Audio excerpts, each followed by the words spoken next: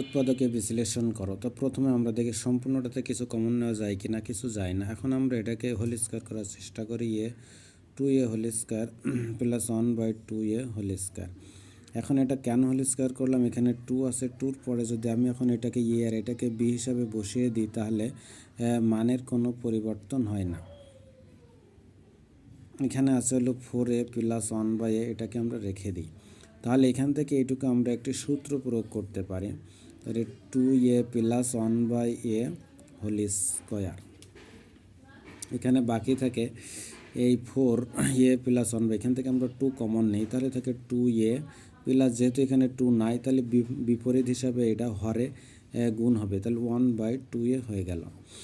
এখন আমরা এই 1/2a প্লাস 1/2 আর এখানে 2a প্লাস 1/2 হোল স্কোয়ার, মানে এখানে দুইটি গুণ আকারে আছে।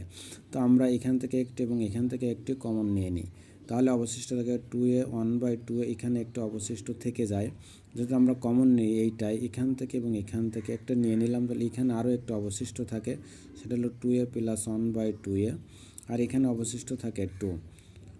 ধন্যবাদ সবাইকে এতক্ষণ ভিডিওটি দেখার জন্য। এরূপে আমরা খুব সহজ উৎপাদকে বিশ্লেষণ করতে পারি। এটা এই 4-এর ইসি স্থলে বিভিন্ন সংখ্যা থাকতে পারে, যেমন 9 থাকতে পারে, 16 থাকতে পারে, যে কোনো সংখ্যা থাকলেও অর্থাৎ বর্গ সংখ্যা থাকলে আমরা এভাবে অঙ্কটি করতে পারব।